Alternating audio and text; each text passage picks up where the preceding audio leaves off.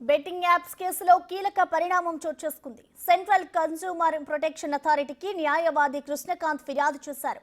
ఫిర్యాదు ఆధారంగా సెలబ్రిటీలు 3 ఏళ్ల పాటు యాడ్స్ చేయకుండా సీసీపీఏ నిషేధం విధించే అవకాశం ఉంది. యాప్స్ ను ప్రమోట్ చేసిన సెలబ్రిటీలకు 10 నుండి 50 లక్షలు జరిమానా పడే అవకాశం ఉంది.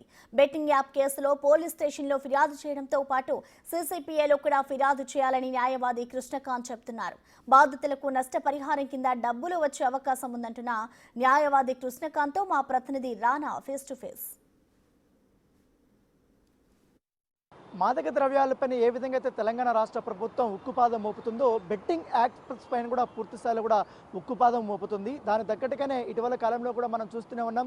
బెట్టింగ్ యాప్స్ వల్ల ఎవరైతే బాధితులు ఉన్నారో వారి కుటుంబాల సభ్యులను ఆదుకునేందుకు, అలాగే బెట్టింగ్ యాప్స్ను ప్రమోట్ చేసినటువంటి సెలబ్రిటీస్ కానీ యూట్యూబర్స్ కానీ వాళ్ళందరినీ కూడా ఎప్పటికప్పుడు పోలీసులు విచారణకు పిలిపిస్తున్న నేపథ్యంలో ఈ కేసులో ఇప్పుడు తాజాగా మరొక కీలకమైనటువంటి పరిణామం చోటు చేసుకుంది. ఏదైతే సెంట్రల్ కన్స్యూమర్ ప్రొటెక్షన్ అథారిటీకి కంప్లైంట్ చేశారు న్యాయవాది కృష్ణకాంత్. ఎందుకంటే ఇట్లా పోలీసులు పక్క విచారణ చేస్తుంటే బాధితులకు నిజంగానే వారికి న్యాయం జరుగుతుందా, లేకపోతే ఈ ప్రమోట్ చేసినటువంటి సెలబ్రిటీస్ కానీ యూట్యూబర్స్ కానీ వీరిపైన ఎటువంటి చర్యలు తీసుకోవచ్చు, ఏ పర్పస్ మీద వీళ్ళు సీసీపీఏకి కంప్లీట్ చేస్తారు, ఒకసారి న్యాయవాదితో మనం అడుగుదాం.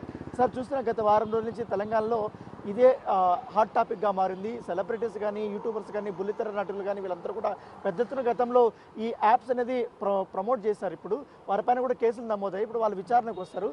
ఏంటి మీరు ఇప్పుడు సీసీపీఏకి వెళ్ళడానికి కారణం ఏంటి? ఇవాళ రోజు మనం చూసుకుంటే అండి, ఈ తెలుగు రాష్ట్రాల్లో ఈ బెట్టింగ్ యాప్స్ కానీ ఈ ఇల్లీగల్ గేమింగ్ యాప్స్ కానీ వీటి వల్ల ఎంతమంది కుటుంబాలు నష్టపోయారు, ఎంత ఆత్మహత్యలు చేసుకున్నారు మనం చూస్తున్నాం. సో దాని పరంగా నేను ఎప్పటి నుంచో వీటి మీద పోరాడుతున్న ఉదంతం మీకు తెలుసు. దాని ప్రకారంగా ఇవాళ రోజు కొన్ని ఎఫ్ఐఆర్లు అయితే వీళ్ళ మీద నమోదయ్యాయి. వాళ్ళని ఒక ఇన్వెస్టిగేషన్కి పిలిచి దాని ప్రకారంగా వాళ్ళని ఇంట్రోగేట్ చేసి పంపిస్తున్నారు. కానీ రేపటి రోజు ఈ ఎఫ్ఐఆర్లో పెట్టిన సెక్షన్స్ ఎంతవరకు నిలుస్తాయి, రేపటి రోజు అసలు ఎంతవరకు ఆ కేసులు ముందుకెళ్తాయి, రేపు నిజంగా ఛార్జ్షీట్ ఫైల్ అయిన తర్వాత అవి ట్రయల్ ఆఫ్ ది కోర్టుకి వెళ్ళినప్పుడు అవి ఎంతవరకు ఆ కేసులు నిలుస్తాయన్న విషయం కూడా మనం చూసుకోవాలి. ఇక్కడ సెలబ్రిటీస్ని మనం ఏదో అరెస్ట్ చేసేసి దానివల్ల లేకపోతే వాళ్ళని రిమాండ్లో పెడతాం వల్ల మనకి న్యాయం జరగదు. ఈ యొక్క ఇల్లీగల్ గేమింగ్ అండ్ ఈ బెట్టింగ్ యాప్స్ మహమ్మారిని మనం ఆపలేం. దానికి అనుగుణంగా ఇవాళ రోజు నేను సెంట్రల్ కన్స్యూమర్ ప్రొటెక్షన్ అథారిటీ సీసీపీఏకి నేను ఇవాళ కంప్లైంట్ చేయడం జరిగింది. ఢిల్లీలో ఉంటుంది ఇది ఈ సోకాల్డ్ అథారిటీ.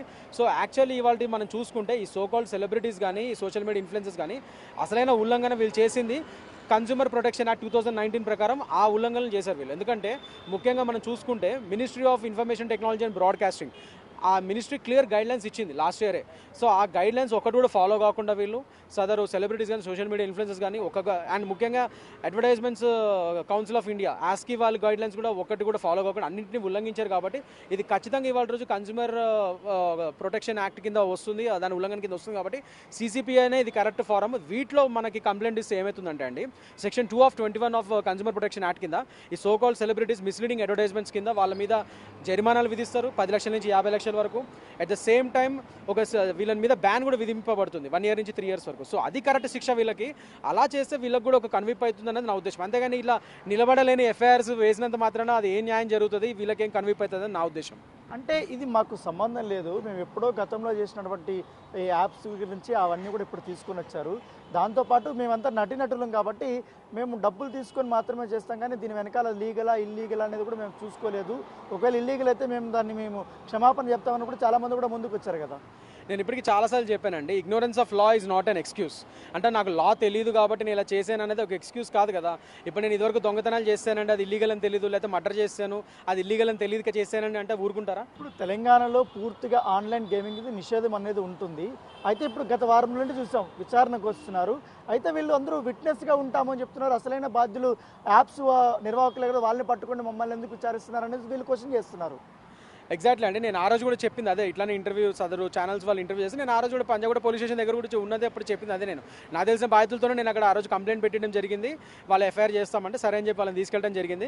నేను చెప్పేది అదే, ఈ కేసులు ఎంతవరకు నిలుస్తాయి, వీళ్ళ మీద ఏదో ఒక మామూలుగా ఒక త్రుటిపాయంగా మనం ఒక ఎఫ్ఐఆర్లు పెడతాము, ఆ సెక్షన్ రేపు నిలుస్తాయా లేదా, ఎందుకంటే అవి ప్రైమా ఫేస్ ఎస్టాబ్లిష్ కావాలి. ప్లస్ ఇంకోటి ఏంటంటే వీళ్ళు ఇప్పుడు మీరు చెప్పిన అడిగిన క్వశ్చనే, ఇవాళ రోజు వీళ్ళు వచ్చి అప్పుడు నేను అది ఇల్లీగల్ అని తెలియక నేను చేశాను, ఇవాళ రోజు నేను విట్నెస్ కింద మారుతాను, ఆ బెట్టింగ్ యాప్ ఓనర్లను పట్టుకోండి. ఫస్ట్ ఆఫ్ ఆల్ ఆ బెట్టింగ్ యాప్ ఓనర్ ఓనర్లు మీరు ఇక్కడ ఉండరు, వాళ్ళే చైనా నుంచో మలేషియా నుంచో హాంకాంగ్ నుంచో లేకపోతే మాల్టా నుంచో ఆపరేట్ చేస్తారు. వీళ్ళు వాళ్ళని ఎప్పుడు పట్టుకుంటారు? అక్కడ పట్టుకునే సమస్య లేదు, వీళ్ళకి కూడా తెలుసు. ఇక్కడ ఏదో 2-3 లోకల్ ఏజెంట్స్ ఆ యాప్లు నడిపిస్తారు, వాళ్ళే వీళ్ళని అప్రోచ్ అవుతారు. బ్లాక్ మనీ ద్వారా వీళ్ళు ట్రాన్సాక్షన్స్ జరిగితే ఆ బ్లాక్ మనీని వీళ్ళు ఎట్లా మళ్ళీ రీరూట్ చేసుకుంటారు. అసలు అందుకనే కదా ఇవాళ రోజు ఈడీ కూడా వచ్చింది. ఇప్పుడు ఎఫ్ఐఆర్లో నమోదైన సెక్షన్స్ ప్రకారం వీళ్ళు వచ్చి మేము విట్నెస్ కింద మారుతా అన్నారు. మరి ఇవాళ రోజు ఈడీ కూడా వచ్చింది దీంట్లోనే. ఎందుకంటే ఇక్కడ మనీ లాండరింగ్ ఖచ్చితంగా జరిగింది. ఈ సెలబ్రిటీస్కి డబ్బులు ఎలా ముట్టాయి, ముడుపులు ఎలా ముట్టాయి, ఈ డబ్బులు మళ్ళీ వీళ్ళు ఎలా రీరూట్ చేసుకున్నారు అన్నది కూడా అక్కడ ఇంట్రాగేషన్ జరగాలి కదా. దానికోసం ఎన్ఫోర్స్మెంట్ డైరెక్టరేట్ కూడా ఇవాళ రోజు వచ్చింది. మరి వాటికి ఏం సమాధానం చెప్తారు? అక్కడ కూడా మేము విట్నెస్ కింద మారుతామంటే అయిపోతుందా? అసలు నేను చెప్పేది ఏంటంటే ఇవన్నీ కేసులు కాకుండా ఇప్పటికైనా కరెక్ట్ ఫారంకి వెళ్ళండి. అదే ఈ కరెక్ట్ ఫారం. అదేంటంటే ఈ సెంట్రల్ కన్స్యూమర్ ప్రొటెక్షన్ అథారిటీ అనేది ఒక కరెక్ట్ ఫారము. బాధితులు కూడా ఇవాళ రోజు నేను చెప్పేది ఏంటంటే ఇవాళ నేను ఇచ్చిన కంప్లైంట్ వల్ల ఏమవుతుందంటే అట్లీస్ట్ వీళ్ళకి ఒక కనువిప్పు అవుతుంది. కన్స్యూమర్ ప్రొటెక్షన్ యాక్ట్ ఉల్లంఘన చేశారు కాబట్టి and ministry of information technology and broadcasting ఒక ఉల్లంఘన చేశారు కాబట్టి గైడ్లైన్స్ని, వీళ్ళకి దాని తగ్గట్టుగా section 2 of sub class 21 of consumer protection act కింద వీళ్ళ మీద మిస్లీడింగ్ అడ్వర్టైజ్మెంట్స్ కింద వీళ్ళ మీద బ్యాన్ విధించవచ్చు అండ్ జరిమానా విధించవచ్చు నేను ఇచ్చే కంప్లైంట్ ద్వారా. చాలా మంది బాధితులు ఎవరైతే ఉన్నారో వాళ్ళందరూ ఇండివిజువల్గా కూడా వాళ్ళ కంప్లైంట్స్ వాళ్ళు ఆ పలానా CCPAకి వాళ్ళు ఫైల్ చేయగలిగితే విత్ సాక్ష్యాధారాలతో అప్పుడు దాని పరంగా వాళ్ళకి నష్టపరిహారం వచ్చే ఛాన్సెస్ ఉంటాయి. ఈ సో కాల్డ్ సెలబ్రిటీస్ మీద జరిమానాలు ప్లస్ బ్యాన్ విధించే ఛాన్సెస్ ఉంటాయి. వాళ్ళకు కూడా ఒక కనువిప్పుగా ఉంటుంది. అంతేగాని ఇలాంటి క్రిమినల్ సెక్షన్స్ పెడతాం వల్ల చిన్న ఫైన్లు కట్టుకొని వాళ్ళు బయటకు వచ్చే ఛాన్సెస్ ఉంటాయి. అదేదో CCPAకి వెళ్తే మీకు కరెక్ట్ న్యాయం జరుగుతుంది బాధితులకు కూడా అండ్ నష్టపరిహారం వచ్చే ఛాన్సెస్ కూడా ఉంటాయని నా ఉద్దేశం. సో ఇది చాలా ఈజీగా తప్పించుకోవాలనుకుంటున్నారు కానీ ఈ CCPA ద్వారా వాళ్ళకి జరిమానా పడుతుంది, ఖచ్చితంగా కూడా జైలు శిక్ష కూడా అనుభవిస్తారు. ఇలాంటి క్రిమినల్ కేసుల వల్ల వాళ్ళపైన పెద్దగా ఒరిగేది ఏం లేదు. ఖచ్చితంగా బాధితుల్ని ఆదుకోవాల్సినటువంటి అవసరం ఉంది కాబట్టి అలా ఆదుకోవాలంటే CCPAనే దీనికి మార్గం అంటూ కూడా అడ్వకేట్ కృష్ణకాంత్ చెప్తున్నటువంటి నేపథ్యం కనబడుతుంది.